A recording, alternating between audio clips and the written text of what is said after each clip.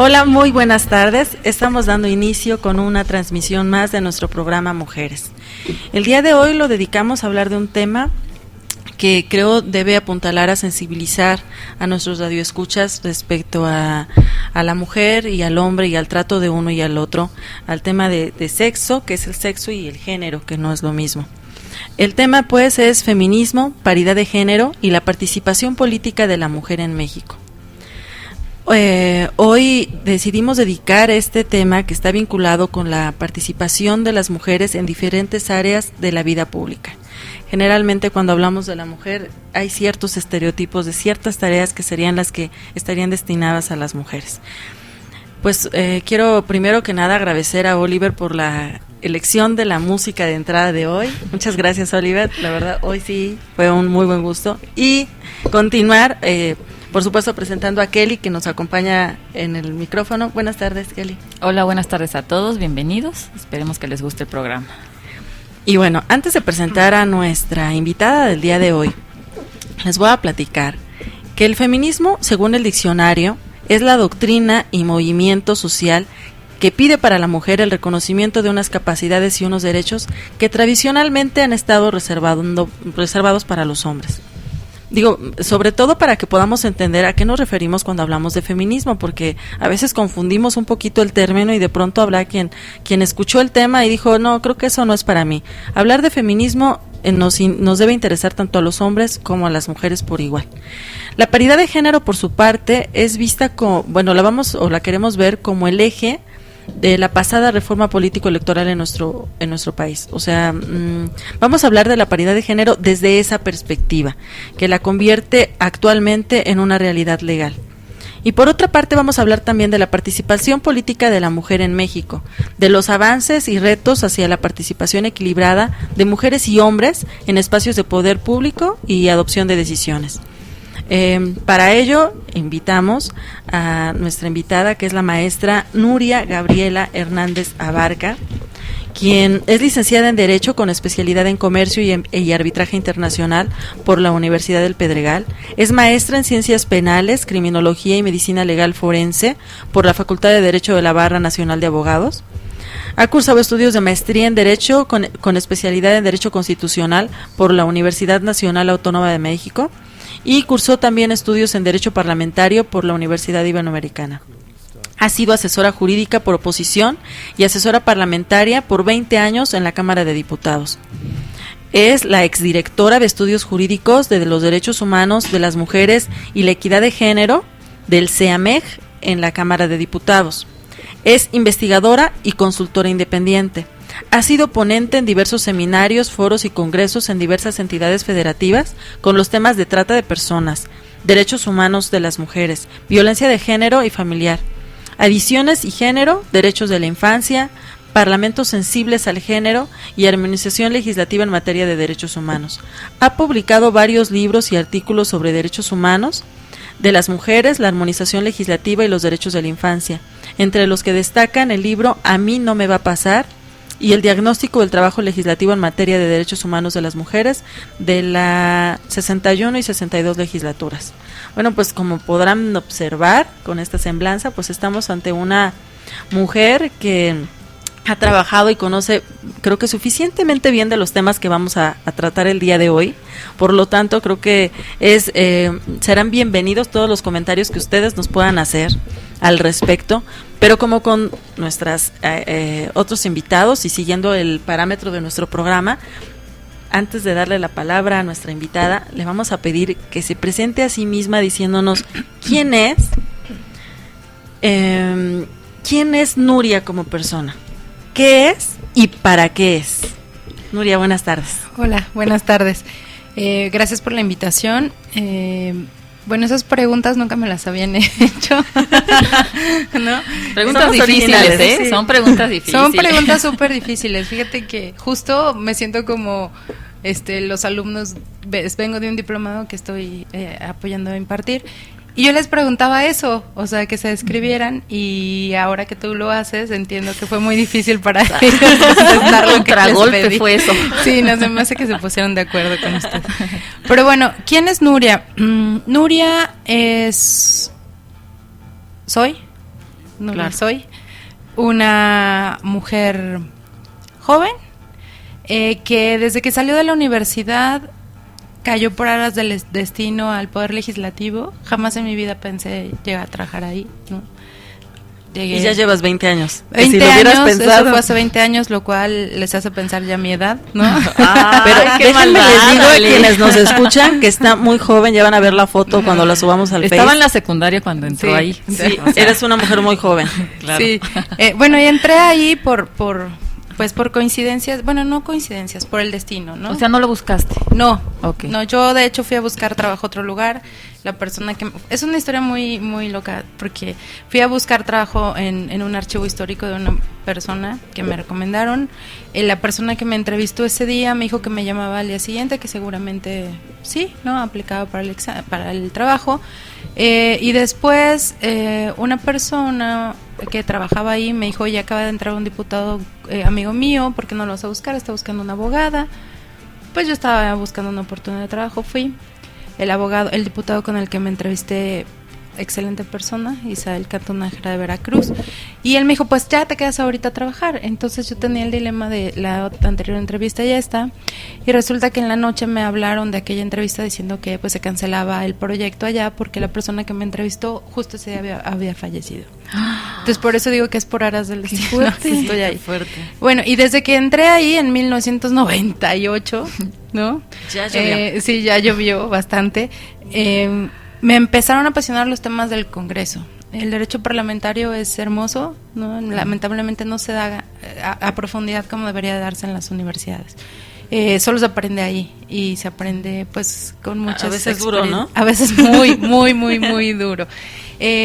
Pues es un ambiente político, ¿no? Es un ambiente que según los estereotipos de género no está hecho para las mujeres y que, ¿no? Y que es justamente lo que estamos tratando de demostrar, que sí, sí lo es.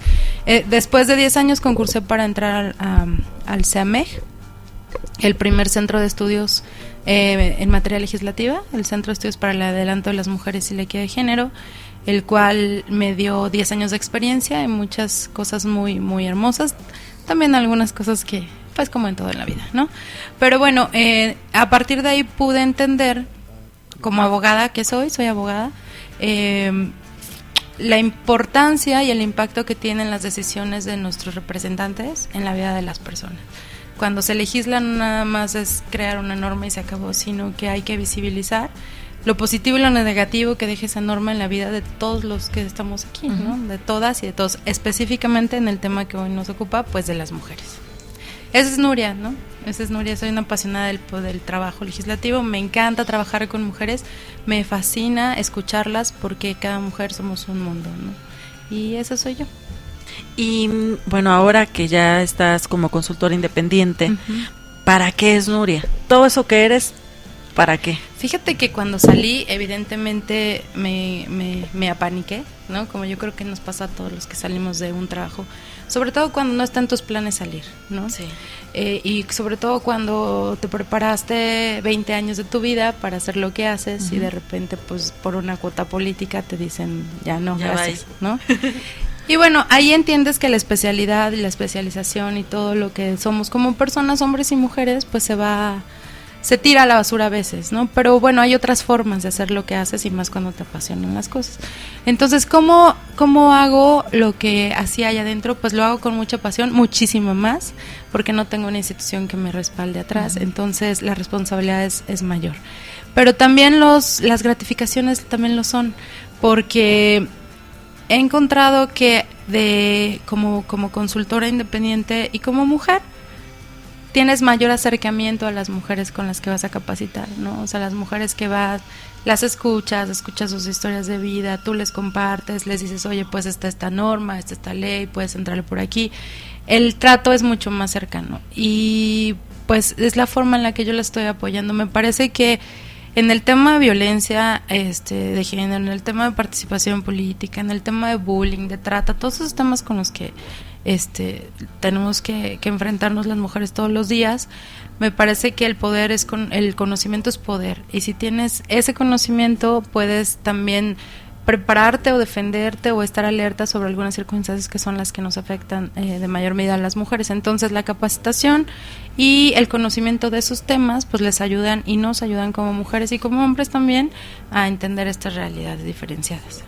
Pues muchas felicidades por lo que nos acabas de compartir, porque además, como se darán cuenta nuestros radioescuchas, hablar de emprendimiento o de emprendedores pues se encuentra en cada uno de los que han venido desde sus distintos ámbitos de lo que están haciendo o lo que estamos haciendo. Finalmente es una realidad en nuestro país que tenemos que aprender a construirnos y reconstruirnos. Pero entrando a nuestro tema, que además es un tema bastante álgido, día a día las mujeres que estamos dentro o fuera del hogar nos enfrentamos con situaciones que tienen que ver con el feminismo, con la paridad de género o con nuestra propia participación como mujeres. Pero no nada más con nosotras, Kelly, también los hombres de pronto, porque se tienen que enfrentar con una nueva realidad donde nosotras ya estamos insertas.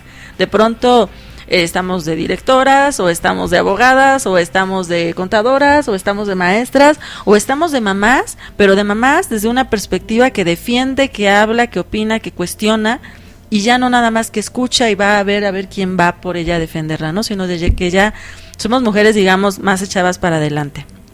Pero bueno, elegimos este tema, les decía yo, derivado de la aplicación de la reforma político-electoral, con el objetivo de motivar a la reflexión y sensibilizar también a nuestro auditorio respecto a esta, de pronto, estereotipo que se le da a ciertos términos o a ciertas palabras. De pronto ya dices una palabra como feminismo o feminista y de inmediato la relacionan con feminazi o con embrismo, y a lo mejor no en la palabra en sí misma, con las otras acepciones, pero sí con su significado. Y entonces creo que vale la pena que podamos ahondar un poco más el día de hoy pues con una experta que nos pueda ayudar y con una experta, pero con una experta además que viene desde el Poder Legislativo, que ella estuvo desde que esta realidad legal era apenas una utopía y que se estaba buscando, pues, buscar acciones afirmativas y se hablaba de la cuota de género cuando ahorita ya podemos hablar de paridad. Entonces, pues vamos a comenzar por conceptualizar, a ver si nos puedes ayudar con esta palabra que es un poco provocativa, para después ya poder entrar un poco más a lo que es nuestro programa. El feminismo, ¿qué es el feminismo? Pues mira, tú lo señalabas al principio del programa, ¿no? Decías la definición que se aborda en el diccionario. Y evidentemente, como tú señalabas, es una doctrina, ¿no? Es un movimiento social que representa la lucha de miles de mujeres en todo el mundo, que incluso perdieron la vida en este movimiento, ¿no? Que incluso fueron decapitadas por este movimiento, y que el único interés de esas mujeres, desde mi punto de vista, es lograr la igualdad entre las mujeres y los hombres. Me parece que las formas en las que se puede transgiversar ese término son muchas, ¿no? Y también se puede utilizar de manera peyorativa, ¿no? Este término de feminazi y mil cosas. Yo ahorita te voy a decir la experiencia en el Congreso que se repite a nivel en el ámbito público y en el ámbito privado también, ¿no? Sí, claro. Entonces el término en feminazi es un término peyorativo que pues sí es un tema de burla hacia un movimiento cuyo fin y último, me parece, es el logro de la igualdad, y va avanzado muchísimo, ¿no? Y todavía nos falta muchísimo más. Entonces las resistencias hacia el término feminista son muchísimas, y las veo todos los días en las clases, en el Congreso, en mi casa, en todos lados. Si tú dices que eres feminista, bueno, como tú señalas, te tachan de un estereotipo que no es así. O sea, por ejemplo, cuando nosotras entramos a hablar del tema de los derechos humanos de las mujeres, el centro se creó en el 2006, ¿no? Y a partir de ahí ¿qué hacemos con este tema? ¿Qué hacemos con ese tema que fue una visión pues muy innovadora de las diputadas en ese momento? Porque había centros de estudio de finanzas, de opinión pública, pero no había uno que abordara los temas de los derechos humanos de las mujeres. Cuando se empezó ese trabajo, se pensaba hablarlo desde el feminismo. ¿A qué nos enfrentamos cuando queríamos desarrollar investigaciones de esa naturaleza? Al rechazo. Sí, y a las confrontaciones políticas de los grupos parlamentarios, Claro. porque cada grupo tiene una ideología, ¿no? Y tienen una forma de pensar. No sé si bien, no sé si mal, muchas cosas las comparto con todos, ¿no? Pero era todo un reto. Y entonces, ¿qué se decidió hablar desde el centro? No desde el feminismo puro solamente. Sí, claro, como planteamiento conceptual y teórico y metodológico, pero se habla, ¿no? Y es la forma en la que estoy educada y con la que yo trabajo, es hablar siempre a partir de los derechos de las mujeres, a partir del marco internacional de derechos humanos. Porque al final, desde ahí parte la lucha, ¿no? Parte de una lucha hacia la igualdad, que es uno de los principios fundamentales de derechos humanos. Entonces, me parece que esa es la definición que yo pondría de feminismo y la definición que yo pondría de feminazi, ¿no? Y del embrismo y todas estas cuestiones que ya tienen otra connotación. Sí, más diferente. Fíjate que, bueno, no sé, Kelly, si tengas alguna experiencia tú al respecto de... Pues sobre feminismo, lo que pasa es que dices esa palabra y todo mundo luego empieza a criticar, como dices, machismo, el hombre.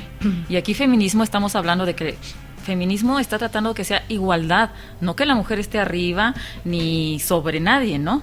Aquí queremos igualdad realmente, y como dices tú, a la hora de plantearlo, simplemente donde lo están ustedes moviendo, dices, bueno, no se puede manejar feminismo porque todo el mundo brinca, ¿no? Y dice, a ver, ¿qué va a pasar? ¿Va a cambiar todo?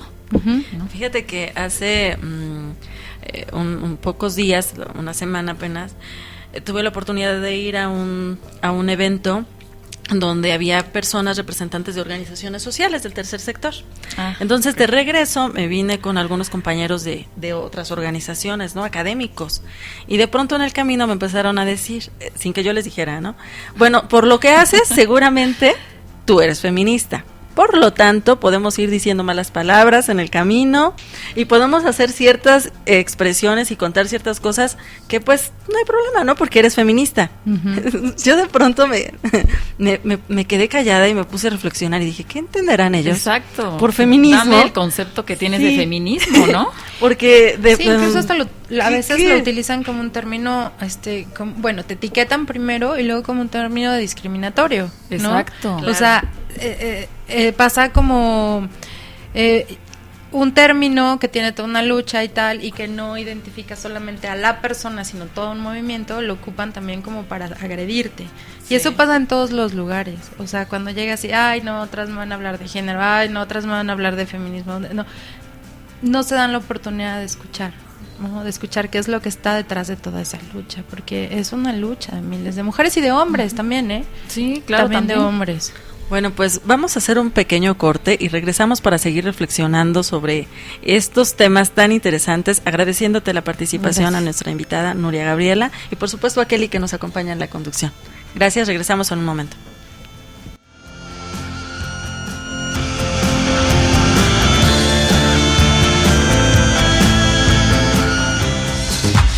Muchas gracias por seguirnos acompañando. Les recordamos que pueden estar en contacto con nosotros a través de las redes sociales o del propio espacio donde nos están escuchando a través de Hip Radio o de Listen Radio.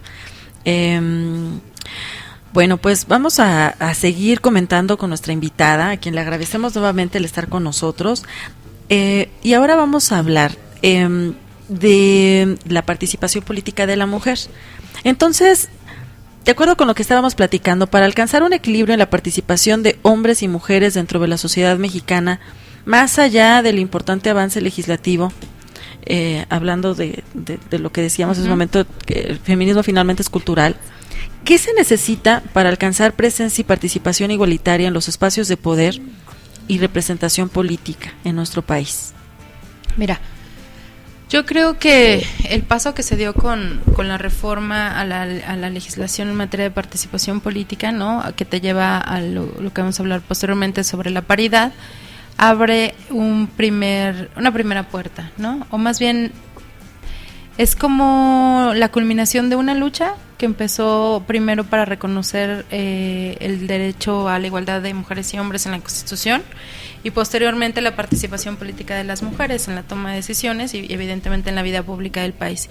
Entonces es una meta o una lucha que muchas mujeres traían desde hace muchos años y que bueno, se ve concretada ya por fin en esta legislatura, donde se alcanza el mayor número de porcentaje de participación política de las mujeres, casi un 43%, 42 punto y tantos por ciento. Sí, muy alto. Sí, 5% más que la legislatura pasada y 14% más que la antepasada. Entonces, es un salto bastante cualitativo. ¿Qué pasa una vez que ya están ahí las mujeres? Me parece que hay que pasar al segundo punto, que es realmente empoderar a esas mujeres. ¿Qué pasó con esta reforma? Muchas mujeres de las que llegaron, pues son mujeres que incluso a veces ni querían o no tenían una aspiración política. Celebremos que están ahí, ¿no? Porque esa es parte de esta lucha. Y ahora lo que sigue es acercarle las herramientas a todas esas mujeres, y no nada más en la participación política a nivel nacional. Yo he encontrado que el problema de nosotras como mujeres, o la falta o la necesidad que tenemos, es justamente de esto, de una capacitación o de empoderamiento, porque los estereotipos de género y todas estas cosas que nos limitan, ¿no? Nos limitan como personas, como profesiones y tal. El techo de cristal, el denominado techo de cristal, ¿no? Que sí, es nosotras mismas, imaginariamente tenemos un tope, ¿no? Y nos da miedo saltar ese tope. No puedes llegar más allá. Exacto, y lo tenemos como una programación mental, ¿no? Y lo que tú decías hace rato, el ser emprendedoras, sí nos da miedo, por supuesto, y no es una condición de las mujeres, a los hombres también les da muchísimo miedo aventarse cosas nuevas, somos seres humanos, ¿no? Personas, y el tema es que a nosotros nos da doblemente miedo, ¿no? Entonces, me parece que la participación política de las mujeres en nivel público y en nivel privado pasa por un ejercicio de reflexión de justamente eso, saber quién eres, ¿no? La pregunta que me hacías al principio, desde ahí partimos. Sí. ¿Quién soy? ¿Qué voy a hacer? ¿Y qué quiero ser? ¿No? Ser ayer platicaba con una amiga y me decía, los planes de vida son necesarios, y desde niños y niñas no nos enseñan a hacer planes de vida, ¿no? Entonces, me parece que el tema de la participación de las mujeres tiene que pasar irremediablemente por ese análisis, por esa reflexión. Fíjate que finalmente de pronto pensaríamos que bueno, ya llegaron de diputadas o de diputados y por los dos lados saben a qué van. Y hablando en términos de corrupción diríamos, bueno, pues ya saben a qué van, ¿no? Y no, realmente cuando has estado trabajando del otro lado, desde el ámbito parlamentario, te das cuenta, lo que acabas de decir, algunos ni siquiera aspiraban a llegar. Pero yo me iría un poquito más atrás, fíjate que creo que debemos como sociedad de buscar apuntalar que las propias mujeres deseemos llegar a estar ocupando esos espacios. Es otro que decías, o sea, nuestro techo de cristal, planteárnoslo un poquito más allá, pero además creo que en este tema debemos de trabajar mucho, no solamente en la capacitación para el empoderamiento de las mujeres, sino en la sensibilización por el lado de los hombres. Claro. Porque en el seno familiar, y lo hemos platicado aquí con compañeras que vienen, ya sea profesionistas o incluso legisladoras, que nos han venido a visitar, cómo es diferente la manera de verse a sí mismas y de ocupar un espacio, ya sea docente o de trabajo o de capacitación. Si eres madre de familia, el rol que ocupas. Si tu esposo tiene un cargo, el rol que ocupas. Hay veces que no te toca, no solamente es el techo de cristal que tú lo tengas en el imaginario, sino que ahí está impuesto, ¿no? Uh-huh. Incluso hay mujeres que de pronto te dicen, es que yo no puedo ganar más que mi marido. Sí. Porque eso peligraría mi matrimonio. Entonces, a mí me ha tocado conocer compañeras que incluso tienen muchos años en el ámbito legislativo como secretarias, teniendo licenciaturas o maestrías. Y me dicen, es que yo no quiero, les han ofrecido ser asesoras y quedarse ahí, me dicen, no, yo prefiero ser secretaria. ¿Por qué? Porque mi marido no aguantaría que yo fuera asesora. Y siendo secretaria, mi matrimonio está en paz. Claro, aparte en ese ambiente, en un ambiente político, ¿no? El más fuerte público, político y tal, los estereotipos de género se replican ahí, pero de manera se potencian, ¿no? O sea, la legislatura pasada hacíamos un estudio, ¿qué pasa con las mujeres cuando llegan de diputadas y qué pasa cuando se van? ¿Y qué pasa con los hombres? Eso está interesante. Está bien padre ese, no se terminó, pero ya estamos trabajando en eso. Las diputadas llegan pues con aspiraciones, con ideas, tal. de entrada se confrontan con una pared, ¿no? Porque lo mismo que pasa afuera pasa desgraciadamente adentro, ¿no? La Cámara apenas está en un proceso de transversalizar la perspectiva de género al interior de la Cámara. Se presentó una iniciativa por parte del hoy gobernador Silvano Aureoles y la diputada Elena Tapia para crear una unidad de género al interior del Congreso. Bueno, esa iniciativa pues fue como bastante discutida, es necesaria, ya hay una en el Senado, va funcionando muy bien, ¿no? Uh-huh. Y en la Cámara de Diputados era, ¿para qué quieren una unidad de género si ya tienen un centro de estudios y si ya tienen una comisión de igualdad? Claro, la comisión de igualdad es una comisión dictaminadora. El centro de estudios es un centro de investigación y de apoyo al trabajo parlamentario. La unidad de género lo que hace es quitar todos esos estereotipos o intenta, ¿no?, romper con todas esas cuestiones que limitan el trabajo de las diputadas. Pero lo que iba es, las diputadas llegan casadas, ¿no?, o llegan llegan solteras o llegan casadas. Pero el tema es cuando salen, muchas diputadas salen divorciadas. Sí. Y eso es lo que tú estabas diciendo. ¿Quieres divorciarte? Sí. Métete. No, de verdad, y es muy triste. Vas a ganar poder. Es muy triste, claro, porque esos estereotipos del poder que solo deben de tener los hombres pesan. Es decir, mucho. El costo para ellas, el costo personal y el costo emocional de una mujer legisladora es muy grande, es demasiado grande, porque tienen una doble y triple jornada, igual que las que estamos aquí seguramente, ¿no? Entonces, pero expuestas a una vida pública, ¿no? Los hombres, a diferencia de las mujeres, hicimos una pequeña encuesta, y las respuestas fueron totalmente diferenciadas. O sea, los hombres entran casados y salen, divorciados, pero con otra novia con o 2 o 3 familias a casar. No todos, lo estoy aclarando, no es una generalidad. Muchos. Pero es una forma que representa lo que se vive adentro y afuera, lo que viven las mujeres que tienen poder. O sea, la mujer con poder pierde atractivo. Un hombre con poder es más atractivo. Al parecer, según estas preguntas, cuenta la leyenda. No, cuenta la leyenda. No siempre, pero no siempre, es una realidad. Es cierto de eso, lo que dices, Ale. Sí es cierto que una mujer con poder hasta se le alejan o no se casa, llega a cierta edad y dices que ya estás quedada, eres solterona, pero si tiene poder es muchas veces que no se le acercan los hombres. Ajá. Entonces un hombre con poder, con dinero, no sé, las mujeres lo buscan.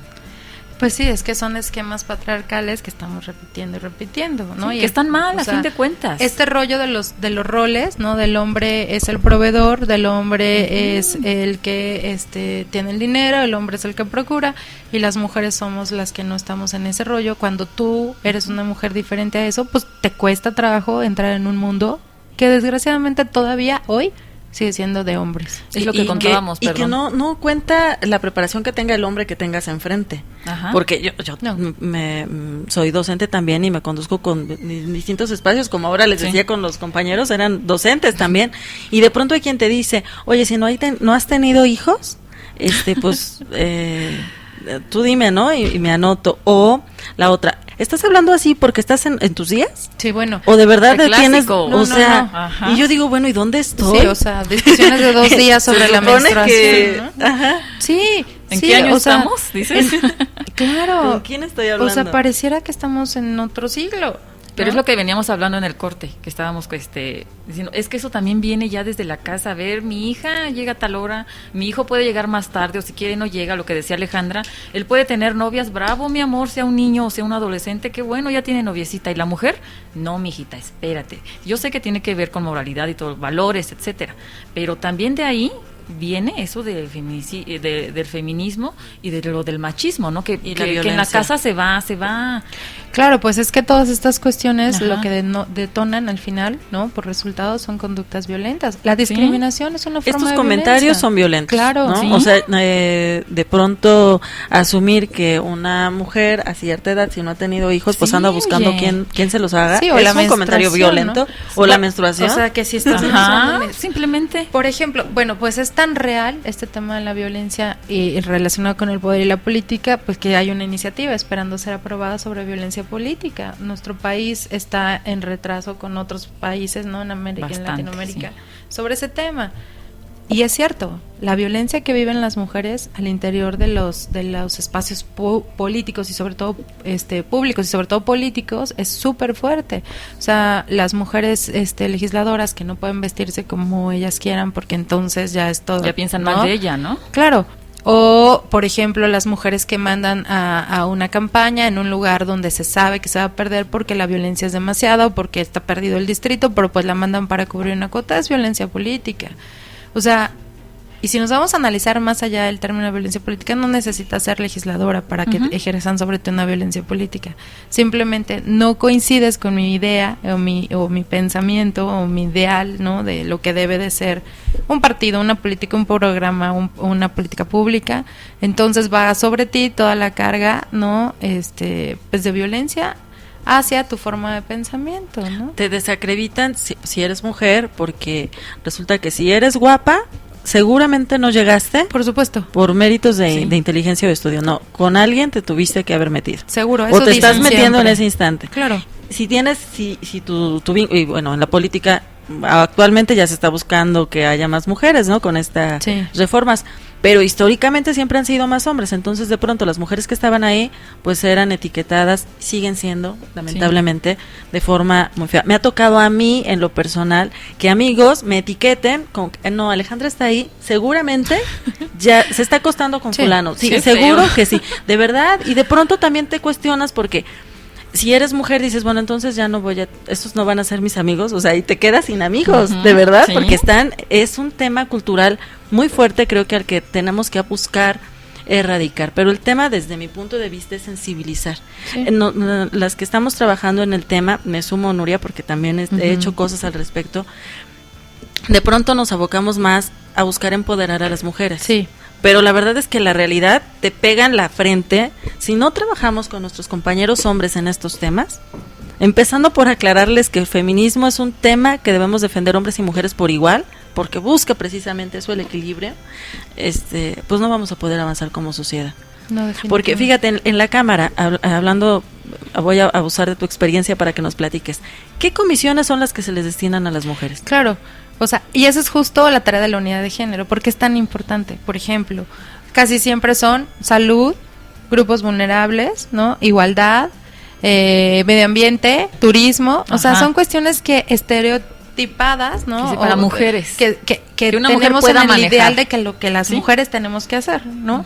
Cuando en realidad los temas que pudieran cambiar la realidad de las mujeres mexicanas es la Comisión de Puntos Constitucionales, ¿no? La de Economía, la de Hacienda, o sea, son comisiones donde realmente el impacto de una norma va a ser la diferencia entre la Y en vida las de las secretarías de mujeres. Estado Bueno. va para igual. Sí, igual, desarrollo social, ¿no? Medio ambiente, si es que hay, ¿no? Muchas.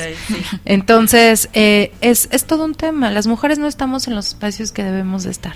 Y no estamos en los espacios que debemos de estar por estas condicionantes de género, ¿no? Bueno, pues estamos muy interesadas nosotros en el tema, esperando sus comentarios para poder retroalimentarnos en el siguiente corte. Vamos a un breve corte y en un momento regresamos. Estamos en Hip Radio. Muchas gracias.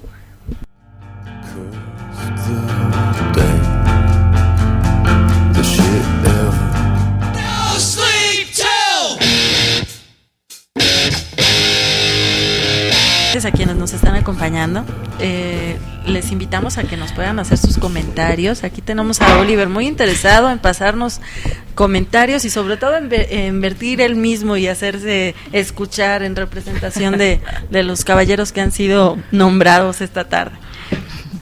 Pero bien, pues siguiendo, Nuria, te agradecemos nuevamente estar aquí acompañándonos. Vamos a seguir con esta charla que al menos a Kelly y a tu servidora nos tiene súper interesadas, entretenidas y contentas. ¿Cómo se plantearía una política pública que impulse la transformación de la cultura política aún vigente en nuestro país?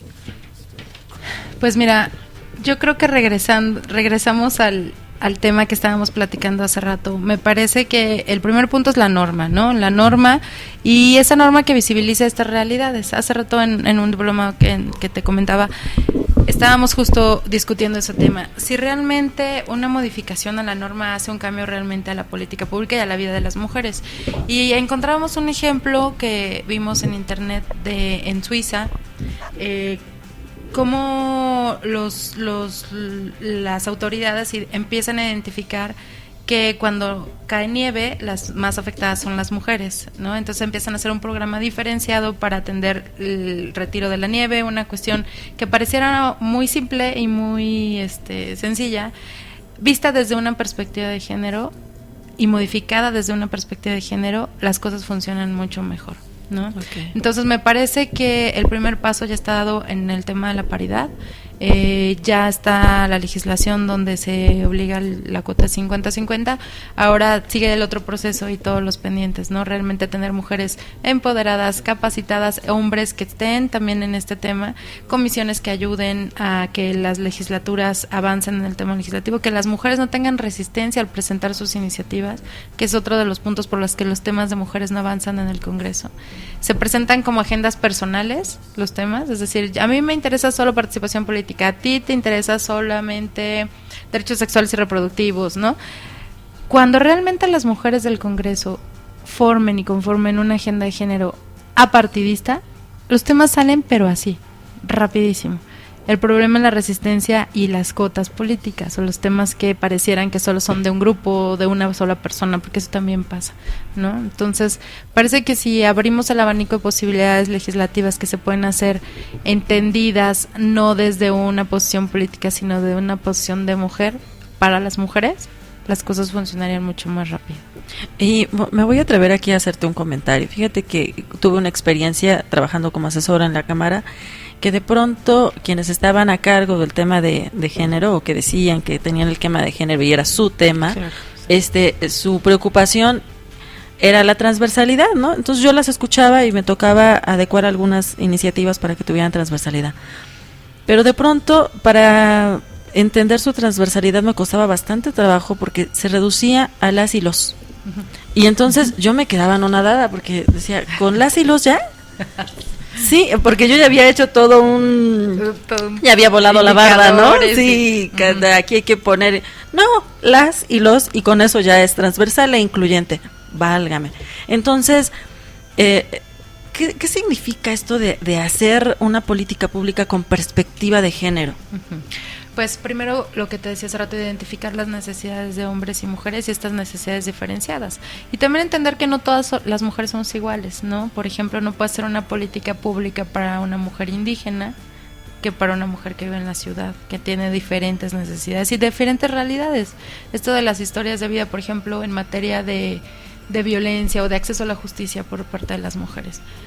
Las situaciones y las circunstancias de vida que atravesamos las mujeres son totalmente diferentes. Muchas mujeres en el caso, por ejemplo, indígenas que están involucradas en un asunto, por ejemplo, de la comisión de algún delito, pues detrás de esa comisión del delito tienen toda una historia de vida de violencia, ¿no?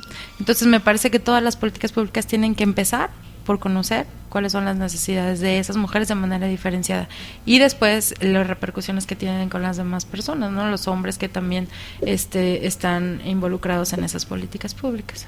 Al respecto, ¿tú consideras que las instituciones que se supone que debieran estar encargadas de hacer esas tareas están cubriendo con el papel que les tocaría o que necesita la sociedad? ¿O cuáles serían los temas pendientes, los grandes retos a vencer? Fíjate que me parece que todavía no están todas capacitadas para enfrentar este reto. Por ejemplo, en muchas instituciones les dan talleres de sensibilización, de capacitación, pero solo una vez de género, ¿no? ¿Qué es género, qué es sexo, el sistema sexogénero, qué es misoginia, qué... Pero me parece que eso va mucho más allá de conocer conceptos. Tienes que realmente apropiarte de esta nueva forma de pensamiento. Y eso es a partir de ejercicios y a partir de trabajar diario con las mujeres. Si tú no conoces a una mujer, sus necesidades, no vas a poder plasmarlo eso en la norma. Entonces me parece, por ejemplo, que la profesionalización de personas que hemos trabajado, ¿no?, en el Congreso, como decíamos hace rato, eso no se aprende en las universidades, no se aprende, desgraciadamente, debería de aprenderse, debería ser una materia obligatoria, y más, por ejemplo, los que estudian ciencia política, ¿no? Yo creo que, voy a interrumpir un poquito, sí. Yo creo que, y vuelvo a lo mismo que la vez en otro programa hablamos sobre derechos humanos, uh-huh. Yo creo que eso debe de venir, como dicen, educar al niño hoy, para no reprender al hombre mañana. Yo creo que eso debe de venir de cajón en la escuela, desde la primaria, para que un niño no crezca y ya cuando viene, que dices de la universidad, que vienen en el camino, donde quiera que te los encuentres, no tomen el feminismo como algo malo, ¿no? O sea, que ellos lo vean natural, tanto hombre como mujer, pero desde niños. Fíjate, ese es uno de los pendientes, hablando de pendientes y de cosas que hay que hacer. Sí. Ajá. Las nuevas generaciones de abogados y de políticos, de sociólogos, pues tienen que tener como todo esto ya no como una materia optativa a tomar, ¿no? Para un crédito. Me parece, y ha habido avances en el tema de la incorporación de la transversalización de la perspectiva de género en las universidades. Veracruz tiene todo un programa. Hay muchos esfuerzos realizados en este tema, pero todavía no termina de cuajar, ¿sabes? No, pues sí. Y solamente son en algunas universidades donde hay un movimiento feminista atrás impulsando. Me parece que debe de ser uno de nuestros pendientes incorporar género y derechos humanos. Sí. Porque a partir de ahí creas diferentes personas, diferentes seres humanos que, para empezar, tienen el concepto de la otredad, ¿no? Y de la empatía en el pensamiento. Sí. Mientras tú no te tengas la empatía y la otredad como un principio que debes de acatar, nunca vas a entender lo que piensa y lo que necesita el otro, y siempre vas a pensar y a crear normas desde tu yo y desde tu necesidad, ¿no? Como ha pasado históricamente. Las normas están creadas desde un androcentrismo donde la única persona visibilizada en la norma es un hombre, y por eso seguimos igual. Ha habido avances y ahora pues es todo un reto para nosotras, ¿no? Y para los hombres también, porque decir que los hombres en el Congreso no apoyan también sería erróneo. Sería ¿no? mentir, porque además de pronto muchos de los avances han llegado precisamente más por los hombres que por las mujeres, sobre todo si les estoy contando que las y los era el gran avance. Pero hablando de la paridad, ¿qué es la paridad? Ya para ir a la parte final de nuestro programa. Okay. Bueno, pues el acceso en condiciones de igualdad a la participación política, ¿no? En condiciones de un 50-50, ya no nada más como una cuota, como era antes, 60-40, sino el ejercicio pleno del derecho a la participación política, tanto de hombres como de mujeres. Ahora el tema es cómo llegas a ese ejercicio y cómo lo ejerces ya dentro del poder, que ese es otro debate y otro programa, ¿no? Sí, porque por ellos pueden decir, es obligatorio ahorita, pero no debería ser obligatorio. Hay que luchar para que sea simplemente algo normal, ¿no? Claro, que no sea una acción afirmativa, claro, ¿no? Sino que sea ya una cuestión que por el hecho se dé. Y pues bueno, como te decía, ese es otro debate, porque hombres que apoyan a las mujeres legisladoras, muchos. Si no, no hubieran salido las leyes que están. Eso claro, es una realidad, porque no nos alcanzaba la cuota para sacarlas solas. Y todavía no nos alcanza, tenemos el 42.5%. Sí, con todo y la reforma. Con todo y la reforma. Sí. Y aún así, adentro necesitamos trabajar hombres y mujeres hacia un solo fin, que es la igualdad. De lo contrario, ninguna otra legislación sale.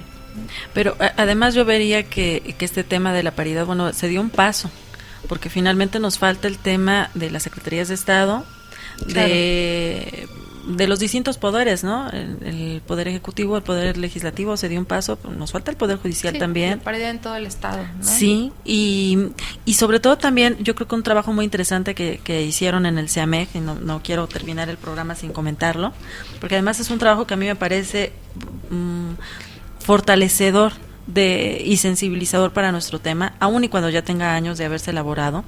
La participación política de las mujeres, de las cuotas de género a la paridad, precisamente del Centro de Estudios para el Adelanto de las Mujeres y la Equidad de Género de la Cámara de Diputados, donde en los tiempos en los que tú eras directora del mismo, en el cual se abona a cuál es el papel que han jugado las mujeres cuando llegan a la Cámara de Diputados o a cámaras locales o congresos locales, ¿no? Hay congresos locales donde ha habido mayoría de mujeres, y cuáles han sido los resultados.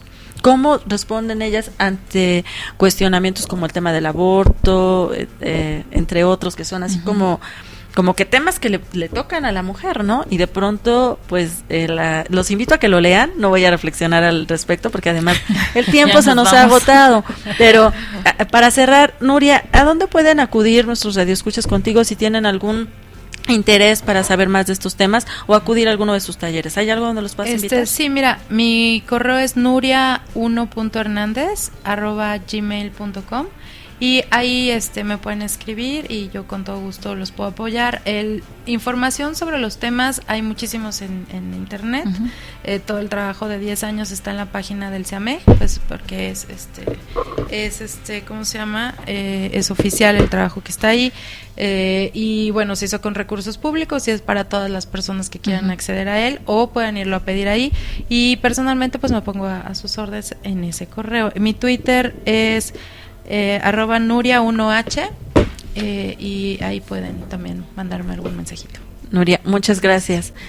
Kelly, para cerrar. Nada más, gracias por acompañarnos, Nuria. Gracias, un Kelly. tema muy interesante y se queda mucho en el tintero. Sí, mucho. Pues esperamos poderte ver aquí nuevamente con nosotros. Nos gustaría mucho que pudiéramos platicar del tema de trata de personas. Me encantaría. Ya vimos ¿sí? que tienes una publicación, Sí, entonces tengo dejamos ahí la invitación abierta y definimos en el Por supuesto. despidiéndonos del programa para podernos escuchar en próximas fechas. Muchas gracias a quienes nos Gracias. acompañaron. Los invitamos a escucharnos todos los miércoles de 6 a 7 y nuestra retransmisión que es los días lunes a las 11 de la mañana. Muchas gracias. Esto es Hip Radio y el programa Mujeres. Gracias. Pórtense mal.